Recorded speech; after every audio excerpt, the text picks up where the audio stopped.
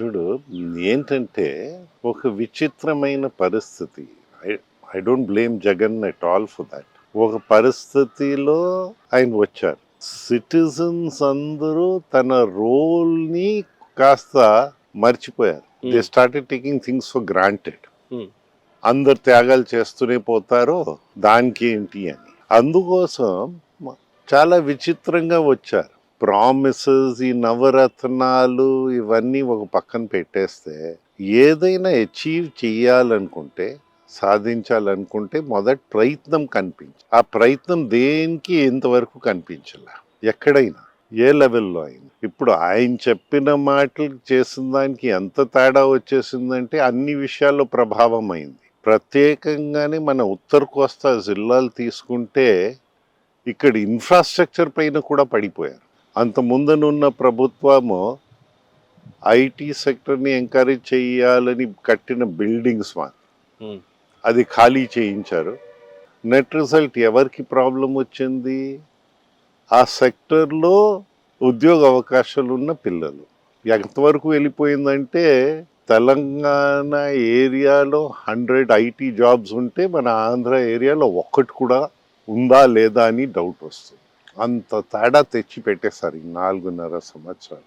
మీరు ఒక ఏరియా పైన కోపం లేకపోతే అక్కడ ఉన్న ఇన్ఫ్రాస్ట్రక్చర్ని నాశనం చేయరు.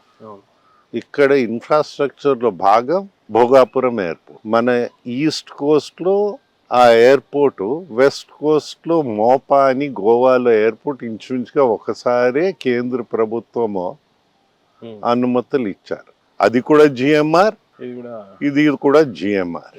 అక్కడ ఫినాన్షియల్ క్లోజర్ అయిపోయి వర్క్ కంప్లీట్ అయిపోయి మీకు 8 సంవత్సరాల్లో ఎలా శంషాబాద్లో కన్సీవింగ్ డేట్ నుంచి ఇనాగ్రేషన్ డేట్కి 8 సంవత్సరాలు పట్టిందో అలాగా ఆ మోప అయిపోయింది.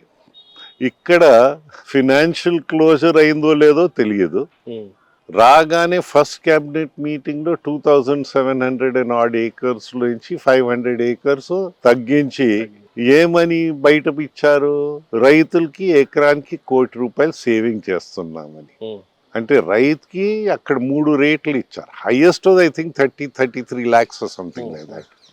అంటే రైతుల భూములతో వ్యాపారం చేయడానికి పూనుకున్నారు. కానీ అయితే ఆనాడు అడగం మీరు ఏం తగ్గించారని.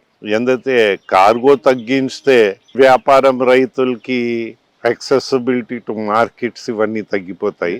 రన్వే తగ్గిస్తే సేఫ్టీ పోతుంది. ఎంఆర్ఓ తగ్గిస్తే మెయింటెనెన్స్, రిపేర్, ఓవరాల్ తగ్గించుంటే అది ఉద్యోగ అవకాశాలు పోతాయి మన యువకులకి. ఏం తగ్గించారంటే 2వ ఫౌండేషన్ స్టోన్ వేశారు కానీ ఇంతవరకు క్లారిటీ అధికార రూపంగా ఎవరు ఇవ్వల.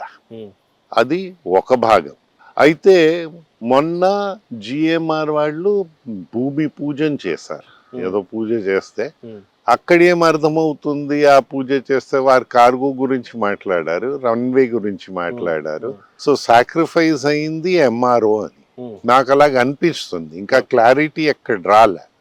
అయితే ఈ రోజు కావాలంటే ఎంఆర్ఓ గురించి శంషాబాద్ క్లాసిక్ ఎగ్జాంపుల్. మీకు ఎన్ని ఉద్యోగ అవకాశాలు పోతున్నాయి, పెద్ద దూరం కూడా వెళ్ళక్కర్లే. కెరియర్ లో బిగ్గెస్ట్ అచీవ్మెంట్ కేటీఆర్ గారు కూడా మిమ్మల్ని పొగిడింది. ఆ రోజు సడన్ గా మీరు మీ పదవికి ఏదైతే విత్డ్రా చేసుకొని రాజీనామా చేసి మినిస్ట్రీ వద్దు అని చెప్పేసుకొని బాబు గారు చెప్తే మీరు రిటర్న్ వచ్చారు. అప్పుడు మిమ్మల్ని ప్రైజ్ చేసింది ఏంటి అని అంటే, గతంలో 50-60 ఎయిర్పోర్ట్లు ఉంటే మీరు వచ్చిన ఆ 3 సంవత్సరాలు 4 సంవత్సరాల కొద్ది కాలంలోనే ఒక 40-50 ఎయిర్పోర్ట్లు మీరు దాన్ని తీసుకొచ్చే ప్లానింగ్లు తీసుకొచ్చారు అని చెప్పారు. ప్రధానంగా ఒక శంషాబాద్ ఎయిర్పోర్ట్, జిఎంఆర్ ఎయిర్పోర్ట్ ఎలాగైతే ఉందో ఆంధ్ర రాష్ట్రానికి అలాంటి ఎయిర్పోర్ట్ ఇంకా బిల్డ్ కాలే. అలాంటి ఎయిర్పోర్ట్ ఎప్పుడు ఎక్స్పెక్ట్ చేయొచ్చు, ఎక్కడ ఎక్స్పెక్ట్ చేయొచ్చు?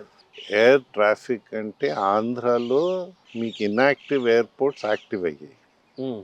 లైక్ కడప ఇన్యాక్టివ్ ఉండేవి మళ్ళీ రీఆపరేషన్స్ అండర్ యాక్టివ్ లైక్ రాజమండ్రి. అక్కడ కూడా రైతులు వచ్చి భూమి ఇచ్చారు, రన్వే ఎక్స్టెన్షన్ అయింది. గన్నవరం అనేసరికి విజయవాడ, అక్కడ state formation day aircraft park చేయడానికి కూడా స్థలం లేదు. ఇక్కడ దింపడం, శంషాబాద్ వెళ్ళిపోవడం, అక్కడి నుంచి రావడం, మళ్ళీ ఎక్కించడం, this is how it was. So 900 and odd acres అక్కడ రైతులు ఇచ్చి రాష్ట్ర ప్రభుత్వానికి అప్పచెప్పారు, అది కేంద్ర ప్రభుత్వానికి ఇచ్చారు. రన్వే అయిపోయింది, ఇంటర్నేషనల్ ఫ్లైట్స్ కూడా దిగాయి గన్నవరంలో. గన్నవరంలో. ఆ, అది అంతవరకు వెళ్ళిపోయింది. రైతులు ల్యాండ్ పూలింగ్లో చేరారు. ఉమ్, ఆ ల్యాండ్ పూలింగ్ ఏమైంది ఇప్పుడు మనకి తెలుసు. మీకు ఏ స్కీమ్ అయినా భూమి లేకంట ఇంతవరకు ఆకాశంలో కట్టడం ఎవరు ఆ టెక్నాలజీ కనిపెట్టలే. ఉమ్, సో ఆ ప్రాబ్లం ఒకటి ఉంది. ఉమ్, మీకు ఏదైనా ఇప్పుడు ఇక్కడ ఉత్తర కోస్తా జిల్లాలకు సంబంధించిన విషయం ఏంటంటే అన్ని ఇన్ఫ్రాస్ట్రక్చర్స్ పై పడ్డారు. నిన్నే చెప్పాను పోలవరం గురించి, అవును. అది మళ్ళీ రిపీట్ చేయక్కర్లా. సో ఇలాగ ప్రతి విషయంపై పడుతూనే వచ్చారు. సార్, ప్రధానంగా చెప్పాలంటే శంషాబాద్ ఎయిర్పోర్ట్ విషయానికి వస్తే అచీవ్మెంట్ అనేది ఇటు రాజశేఖర రెడ్డి గారికి చెందుతుందా, చంద్రబాబు నాయుడుకి చెందుతుందా? చూడు, ఎవరు ఒక తీసుకొచ్చారు విషయంగా చెప్పాలంటే నాగార్జున సాగర్ కొంచెం this will be the correct example. Yeah. Nagarjuna Sagar ని స్టార్టింగ్ నుంచి కంప్లీషన్ దశాబ్దాలు పడి చాలా ముఖ్యమంత్రులు మారి చివరికి ఫినిష్ చేశారు. చివరికి ఫినిష్ చేశారు. ఏ ఒక్క ముఖ్యమంత్రి దాని అగేన్స్ట్ వెళ్ళారు. పోలవరం వచ్చేసరికి వర్క్ చంద్రబాబు స్టార్ట్ అయింది. ఉమ్, మొన్న పార్లమెంట్ లో ఆన్సర్ చూస్తే నాశనం చేసింది, పర్మనెంట్ డ్యామేజ్ చేసింది జగన్. ఉమ్, ఇలాగ రాజశేఖర్ రెడ్డి పర్మనెంట్ డ్యామేజెస్ చేయలే, కొనసాగించారు స్కీమ్స్ ని అడ్రాలే. ఉమ్, వ్యాపారం చేసుండొచ్చు కానీ అవును, అవును. స్కీమ్స్ కి అడ్రాలే. సో ఈ తేడా మనకు కనిపిస్తా ఉందని విషయం ఉమ్, మనం అర్థం చేసుకోవాలి.